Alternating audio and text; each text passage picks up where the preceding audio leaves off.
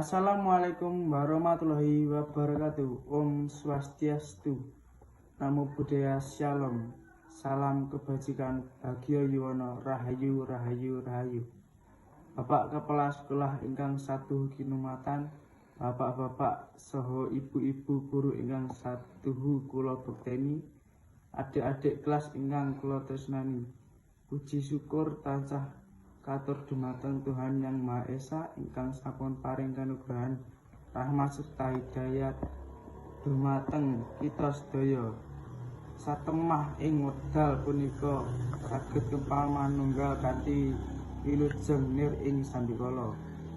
Kadang kula kelas 7 ngantos kelas 9 ingkang kula tresnani sekedhap malih kula sekanca kelas 9 badhe nilaraken pawiyatan SMP 1 Gandusari punika. Pramila mbok bilih sedamunipun kula sesrawungan kalian panjenengan sedaya wonten kalepatan saha tindak tanduk ingkang kirang meraning ing panggalih panjenengan sedaya kula sekanca nyuwun agunging pangapunten.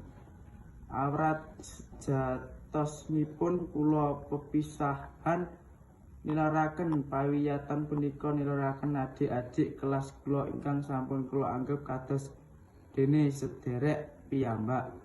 Nanging kados pundi malih jer kula panjenengan sedaya naming tilah sawentah boten kawawi nyeleki papesetening Gusti ingkang Maha Kuwasa. Adik-adik kula nderek paring pepenget dumateng panjenengan sedaya.